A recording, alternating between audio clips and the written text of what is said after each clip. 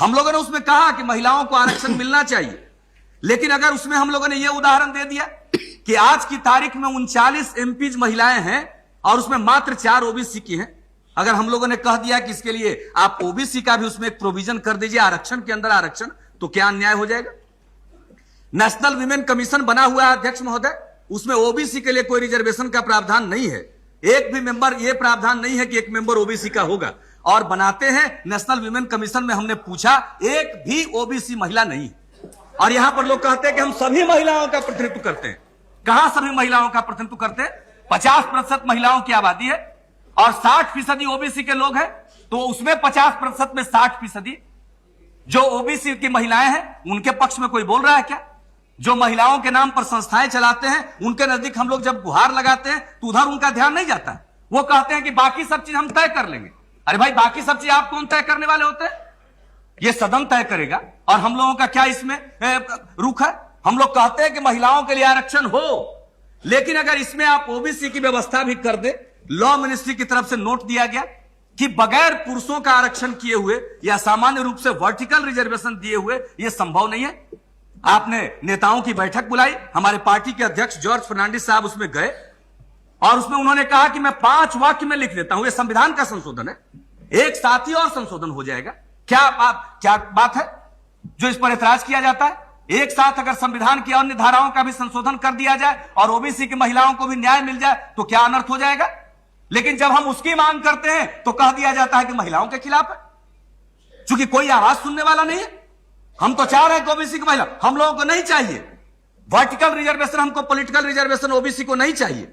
हम तो जब महिलाओं को हो रहा उसके अंतर्गत ओबीसी महिलाओं का हित सुरक्षित रहे, बस उतना ही आपसे चाहते। इससे अधिक तो हम लोग और कुछ नहीं चाहते। लेकिन बहस को उस दिशा में नहीं ले जाया गया। आपको मैं निजी बातचीत का हवाला नहीं देना चाहिए, लेकिन आज जब लॉ मिनिस्टर मुझसे जब मैं मिला तो उनके ऊपर भी था असर था कि मैं इस बात को नहीं समझ रहा था। उनके मन में भी था कि शायद हम लोग संपूर्ण इस लोकसभा में रिजर्वेशन चाह रहे हैं कि ओबीसी को रिजर्वेशन मिल जाए। नहीं अध्यक्ष महोदय, हम तो जो रिजर्वेशन आप दे रहे हैं उसके अंदर जो पिछड़े वर्ग की महिलाएं हैं उसका भी स्थान आरक्षित करना चाहते हैं। कहीं ऐसा ना हो कि उसके लिए दरवाजा बंद हो जाए और मुझको बोलने के लिए ना कहा जाए टिकट कितने लोग में कैसे लोगों को मिलेगा। Please conclude now. जो आगे रहेंगी, अध्यक्ष महोदय मैं अपनी बात समाप्त कर रहा हूं, जो महिलाएं आगे रहेंगी उन्हीं को टिकट मिलेगा। पिछड़े वर्ग की महिलाओं को अगर आरक्षण के अंदर आरक्षण हम नहीं देंगे तो उनको स्थान नहीं मिल सकता है। हमारी फरियाद बस इतनी है और यही आपसे निवेदन है कि इस पर और चर्चा कर लिया जाए। विवादित मुद्दों को हल करने का यह तरीका नहीं होता है कि पंच का फैसला मानेंगे लेकिन खूंटा यही गाड़ेंगे।